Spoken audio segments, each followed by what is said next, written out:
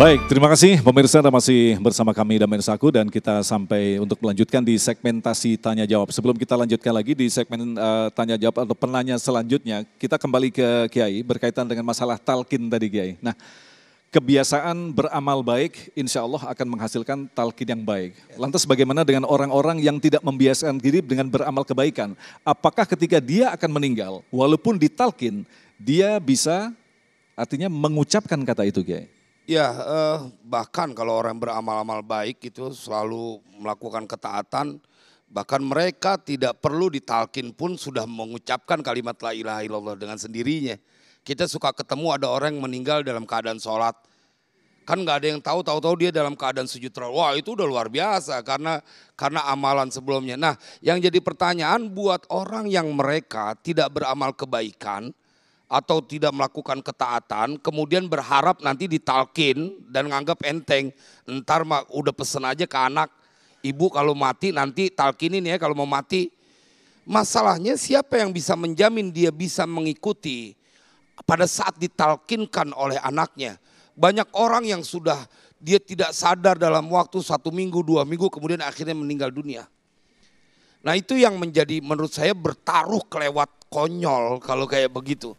Maka tidak ada pilihan, harus mentaati perintah Allah. Wa'budullaha wa la tusyriku bihi syai'a wabil walidaini ihsana, dan terus banyak panduan di dalam Al-Quran. Engkau harus menjadi pemaaf, engkau harus suka bersedekah, engkau harus mendirikan sholat, sholatnya juga karena Allah.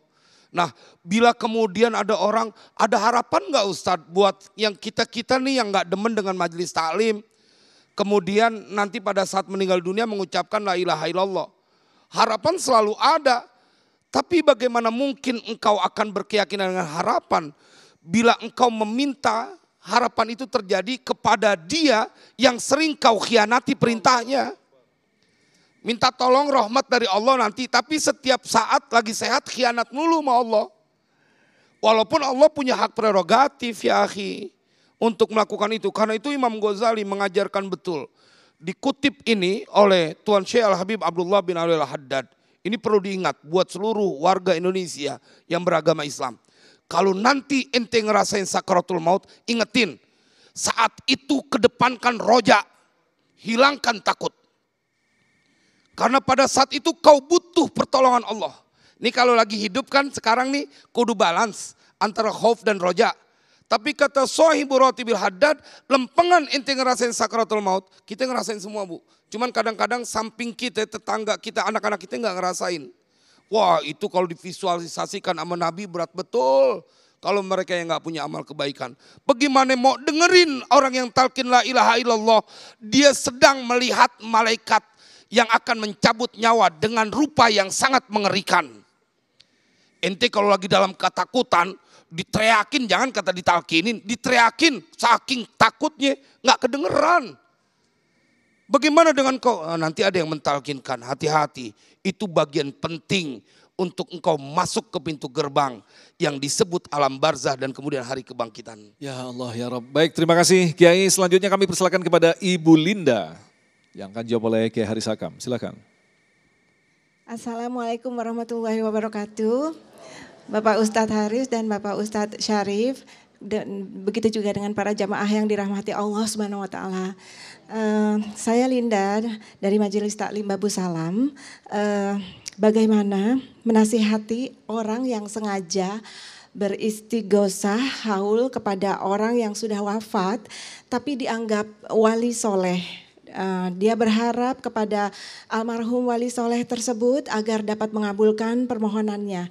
Ini termasuk syirik besar yang dapat mengeluarkan dari Islam.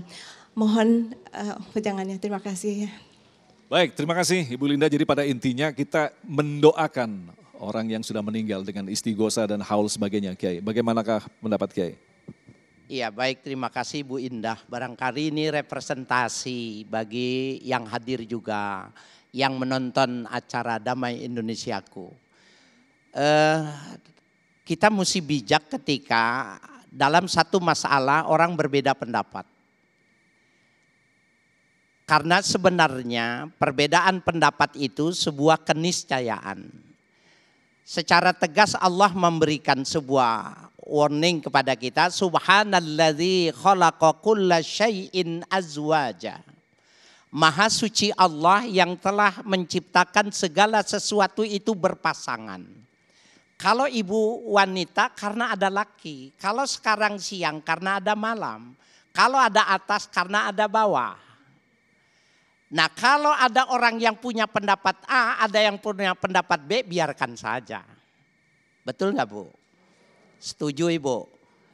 Nah oleh karena itu Bapak Ibu sekalian yang berbahagia, banyak sekali ya hadis-hadis yang dijadikan dasar oleh pemahaman yang sejalan dengan kita bahwa yang namanya istighosah, yang namanya tahlil itu sampai.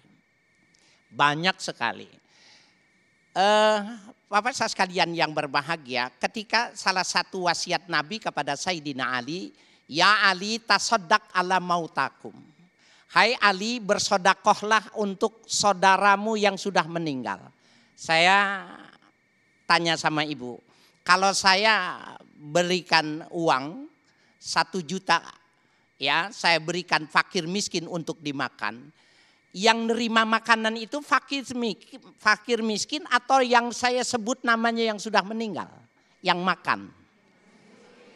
Fakir miskin, tetapi ketundukannya, pahala dari memberikannya itu yang sampai. Jelas ya Bu ya?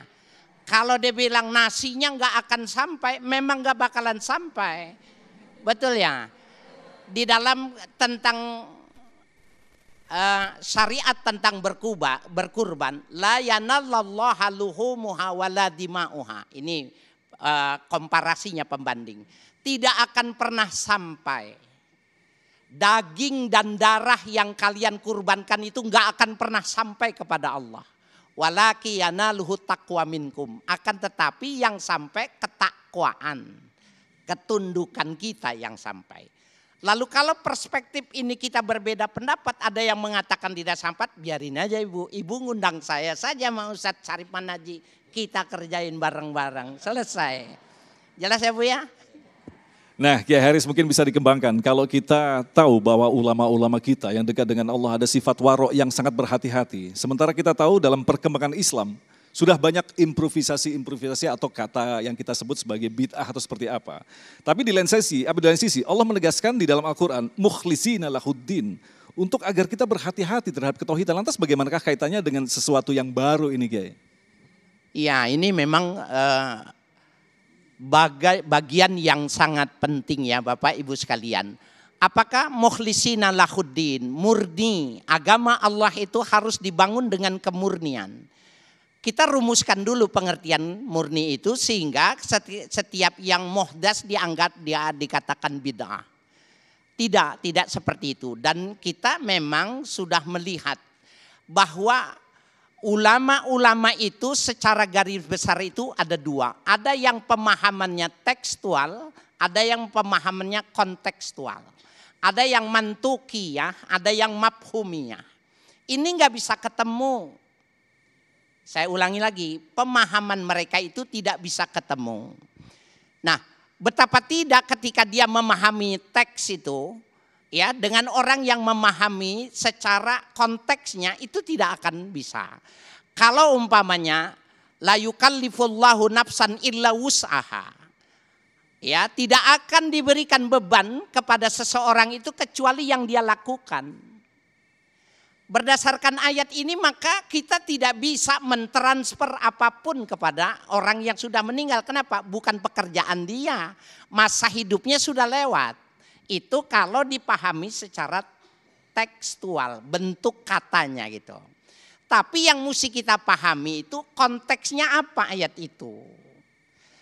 Lah kalau seandainya memang itu maknanya global, maknanya general, lalu apa maknanya tasaddaq ala mautakum? Bersodakolah buat keluargamu. Bahkan Nabi pada suatu saat kan hikayatnya itu ya beliau melihat ada 2 kuburan yang sedang tersiksa, diambil pelepah korma dibesar, kemudian beliau berdoa ditancapkan. Selama batang ini masih basah, maka dia akan meringankan, menurunkan rahmat kepada yang meninggal. Lah kan ini batang. Halo. cuma batang doang. Nah Bapak Ibu sekalian, berarti kan doanya bukan batangnya. Ya, selama dia masih hidup, masa dia basah, masih terus memberikan transfer doa yang berkeseluruhan apa yang dibacakan oleh Rasul. Itu mengapa kalau di kuburan orang meninggal ditanemin pohon. Cuma kalau nanam pohon, ngambilnya jangan nebang punya orang. Mestinya bawa dari rumah beli. Ya, ini nguburin kuburan nih, woi bapak-bapak nguburin kuburan, kan ditaruhin pohon tuh. Pohonnya dari mana? Mestinya bawa dari rumah, kasih bunga ros, walaupun berduri. Nah Kiai Syarif, kita masih ada sedikit waktu berkaitan dengan masalah ketauhidan. Kita tahu bahwa dalam peristiwa Isra Mi'raj, untuk semakin memantapkan ketauhidan Rasulullah, Rasulullah diundang langsung oleh Allah untuk menyaksikan segala keajaiban. Nah kita kan sebagai umatnya kadang-kadang begini, saya tidak menyaksikan sendiri, jadi saya biasa-biasa saja. Nah, kalau Rasulullah sudah mantap sekali ketauhidannya, bagaimana kita menjawab satu model seperti ini, Kiai? Karena itulah diceritakan di dalam Al-Quran untuk meyakinkan kita, bila engkau mengetahui bahwa Al-Quran adalah kalamullah dan kebenaran adanya, maka itulah menjadi sebuah alasan engkau harus yakin. Subhanalladzi asra bi 'abdihi lailan minal masjidil haram ilal masjidil aqsa alladzi barakna haulahu linuriyahu min ayatina. Karena kami ingin memperlihatkan kepada Nabi Muhammad bagian dari ayat-ayat kami. Bukan cuma itu, di dalam Al-Quran Allah ingin memperkenalkan dirinya, membantu hambanya untuk mudah meyakin kepada Allah. Maryam gak pernah disentuh oleh laki-laki, hamil melahirkan. Gak masuk akal. Ibrahim dilemparkan ke dalam kobaran api, gak ngapa-ngapa. Gak masuk akal. Tongkatnya Nabi Musa diceritakan dalam Al-Quran dilemparkan, berubah menjadi seekor ular yang besar. Gak masuk akal, diketokkan ke laut, terbelah tuh lautan. Allah ingin mengajarkan kepada hambanya untuk bertauhid. Ente mau minta apaan lagi? Semua Allah mampu melakukan. Baru kata cuman merubah tangisanmu menjadi senyum kebahagiaan, itu mah kebangetan encer. Menghidupkan yang mati aja mudah bagi Allah. Cuma kadang-kadang kita lebih yakin bertawakal kepada makhluk dibanding kepada Allah. Karena itu Imam Ghazali dalam kitab Ihya'nya menggabungkan kitabut tauhid wa tawakkul. Dijadikan satu. Kalau orang yang sudah bertauhid pasti tawakalnya pol-polan kepada Allah. Bang, saya demen sama abang, tapi abang bakalannya mati. Ada keterbatasan. Kalau abang mati, maka ada Allah yang kekal selamanya. Kita punya anak, kita punya saudara, semua punya keterbatasan. Tetapi saat engkau istighosah, itulah ulama-ulama Ahlussunnah wal Jamaah mencarikan bahasa yang paling ringan. Istighosah minta tolong, artinya minta tolong. Ente kudu minta tolong kepada Allah. Maka kalau minta tolong cuman sendirian, bobotnya kurang, kudu bareng-bareng. Coba pelajari tentang sholat istisqa. Bahkan engkau diajarkan untuk melibatkan hewan ternak. Untuk ikut hadir dalam sholat istisqa. Sholat istisqa Mas Agung. Kita bukan hanya yang gagah, bahkan orang tua yang kalau bisa kita ajak. Siapa tahu karena keberadaan mereka, kemudian Allah berikan pertolongan. Itulah semangat istighosah. Karena berkumpul orang banyak, memungkinkan ada orang-orang ikhlas di dalamnya. Yang doanya nggak ketolak. Maka kemudian bila ada yang berkata itu bid'ah, mereka terlalu sederhana, mempunyai kasih sayang kepada saudaranya. Ente jahat, saudara satu agama, ente bilang sebagai penghuni neraka dengan gara-gara bid'ah. Kepada yang beda agama aja kita rahmatan lil alamin. Masa cuman beda organisasi, ente bilang penghuni neraka tuh orang. Jadi ini mudah-mudahan menjadi perenungan. Baik, terima kasih Kiai, jawaban-jawaban yang luar biasa sekali dari guru-guru kita. Dan kita masih menyimpan satu lagi pertanyaan, tentunya kita akan jawab selepas pesan-pesan berikut ini. Damai Indonesiaku.